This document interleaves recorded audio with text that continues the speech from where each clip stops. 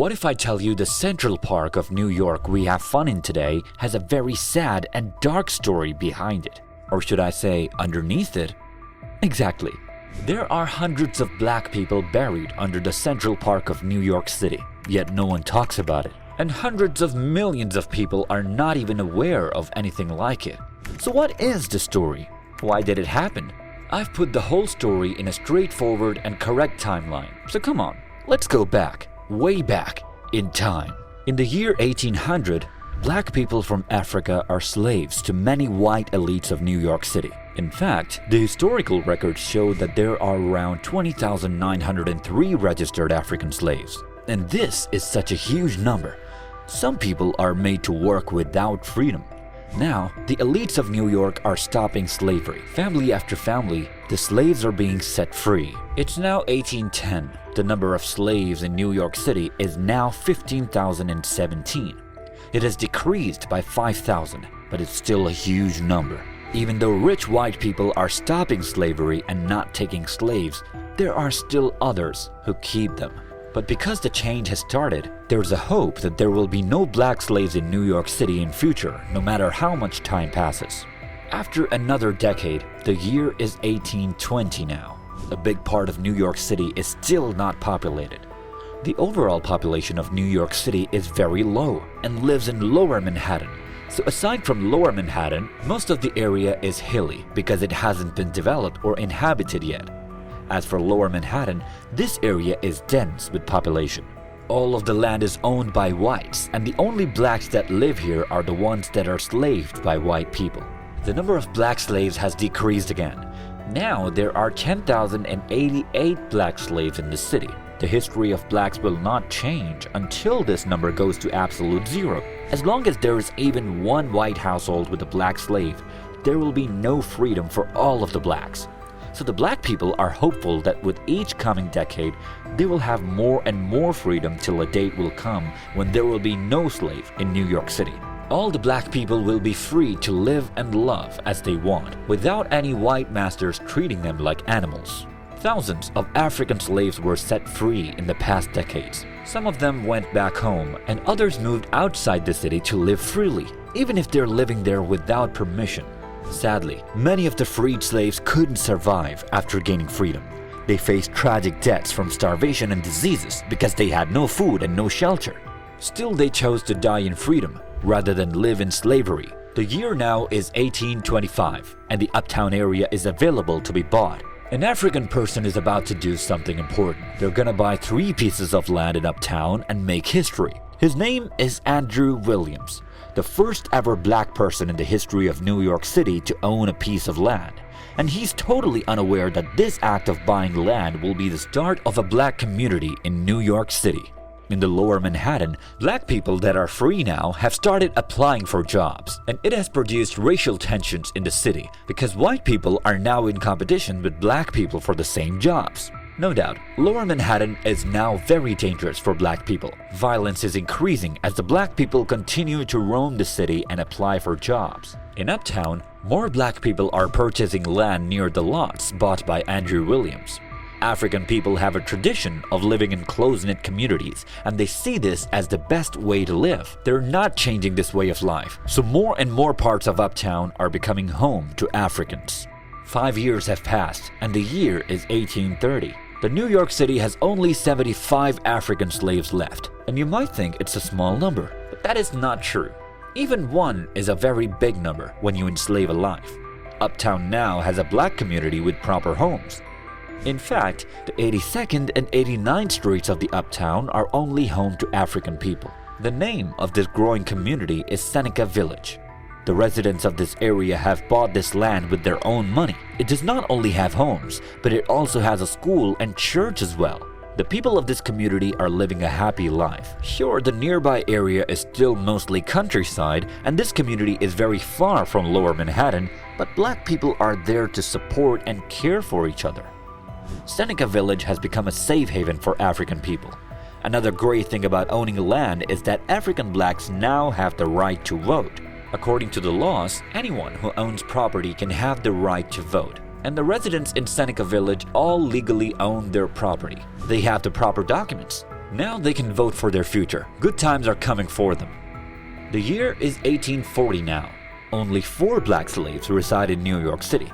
In Seneca Village uptown, where over 100 people now live, make it a lively community. Black residents are running businesses and there are job chances. This has bothered the wealthy whites in Lower Manhattan, but for now, they're not doing anything about it. In their own strange way, they're happy that many black residents are moving away from them and living outside the main city area, which is Lower Manhattan. Let's see what the next few years will bring for the white and black folks of New York City. 10 years and 3 more have passed. It's now 1853. African people have won their freedom in New York City. There are no more black slaves. The blacks in New York City can finally call themselves free, moving around the city without anyone questioning their status. Seneca Village has grown to 300 residents, and they've built homes, 3 churches, a high school, and middle schools, all for themselves. An exciting development is that German and Irish settlers have started living in Seneca Village. They see it as a thriving community with more job opportunities and a better future than Lower Manhattan, packed with whites and racial tensions. Church records now reflect the diversity of Seneca Village, with whites attending baptisms alongside black residents. Surprisingly, blacks and whites are being buried side by side in the same graveyard, and intermarriages are happening, making Seneca Village a place without racial injustice. However, trouble looms as the rich people of Lower Manhattan seek to make an example out of these Africans. The number of whites in Lower Manhattan has increased 4-fold, and now the hills around it are being settled. Lower Manhattan is expanding, and the whites fear ruining the whole island with their development. So, they decide to create a park, and not just any park, but a big landscaped public park equal to those in Europe. On July 21, 1853, 750 acres of land, including Seneca Village, are set aside for America's first big landscaped public park, known today as Central Park. The black residents of Seneca Village, which means around 1,600 people, are shocked. They host protests to stop the development, asking the government to spare their community and homes. However, the whites had their own plan, using newspapers to deny giving voice to all blacks. Articles claim that no one lives in the uptown area, arguing for more funding for Central Park due to supposed dangers like rabid dogs and slandering the black residents as people living illegally in shanties and shacks. This manipulative strategy aims to erase Seneca Village and its community, which shows the whites' lack of concern for the protests or the people living there. Today, the year is 1856. 3 more years have gone by and the development of the Central Park is in action. The government of whites has notified the residents of Seneca Village to leave the area and their homes, or they will be run over by bulldozers. This threat is followed by a strict deadline of 1st August, so the black people are fighting hard against this racial injustice. They're raising concerns against being kicked out, like people should, following the rules, but no one is listening to them. Finally, the day arrived, 1st August, and the government has forcefully seized Seneca Village. The homes are destroyed. The blacks who refuse to leave these homes are killed. Even the church is leveled to the ground and the school is destroyed as well. The black people have nowhere else to go. They are at the mercy of whites, either dying on the streets if they decide to continue living in New York City and fight for their rights, or dying outside New York City if they decide to start building a new community anywhere else. They had the legal paperwork, but in the end, it did not even matter.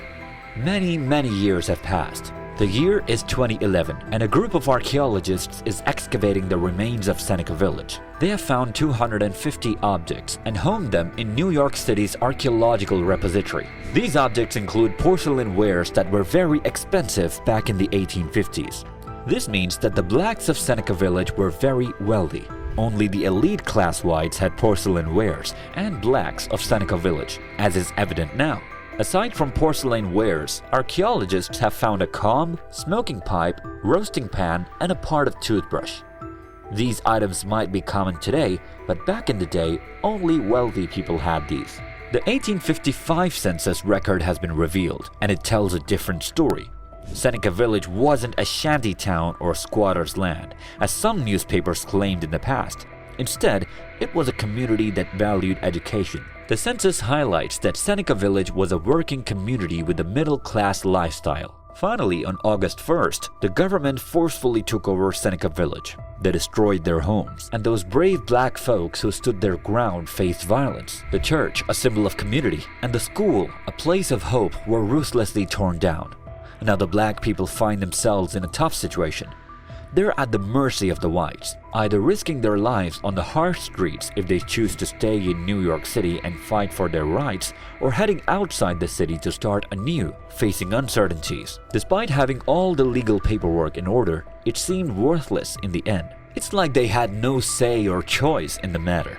A harsh reality that unfolded on that difficult day. It's hard to imagine New York City without Central Park today, but we must honor the real legacy of Seneca Village. For centuries, the whites have destroyed black homes and communities in countless cities in the name of development. This is not African American history. This is only and only American history. America's shame to carry. Comment what you think about it, and don't forget to share this video with friends and family. Let's finally give voice to the innocent black lives of Seneca Village.